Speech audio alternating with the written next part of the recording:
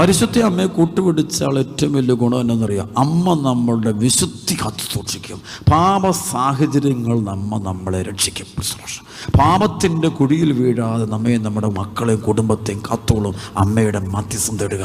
അമ്മയുടെ ആത്മനാശം ഉണ്ടാകാൻ അമ്മ സമ്മതിക്കില്ല. അമ്മയുടെ വിമല ഹൃദയത്തിന് പ്രതിഷ്ഠിക്കപ്പെട്ട ഒരു ആത്മാവ് നശിച്ചു പോകാൻ അമ്മ സമ്മതിക്കില്ല. അമ്മ എങ്ങനെയെങ്കിലും നിന്നെ മാരക പാപത്തിൻ്റെ കെണിയിൽ നിന്ന് മാരക പാപത്തിലൊക്കെ ആളുകൾ വീണു പോകുന്നുണ്ട്. കാരണം പരിശുദ്ധ അമ്മയോടുള്ള ഒരു ആത്മബന്ധമില്ല. വിശുദ്ധിയൊക്കെ നഷ്ടപ്പെട്ടു പോകുന്നു. നല്ല ഹൃദയം കൊണ്ട് അമ്മയോട് പരിശുദ്ധ അമ്മയോട് ബന്ധം കുറവാണ്. അതുകൊണ്ട് പരിശുദ്ധ അമ്മയോട് ആരെല്ലാം ഐക്യപ്പെടുന്നുവോ അമ്മ അവരെ സംരക്ഷിക്കുക. അമ്മ ഈശോയുടെ തിരുമുഖം അവർക്ക് കാണിച്ചു കൊടുത്തിരിക്കും. അമ്മയുടെ വിമല ഹൃദയത്തിന് നിന്നെ നിന്റെ കുടുംബത്തെയും എപ്പോഴും പ്രതിഷ്ഠിച്ചുകൊണ്ടിരിക്കുക.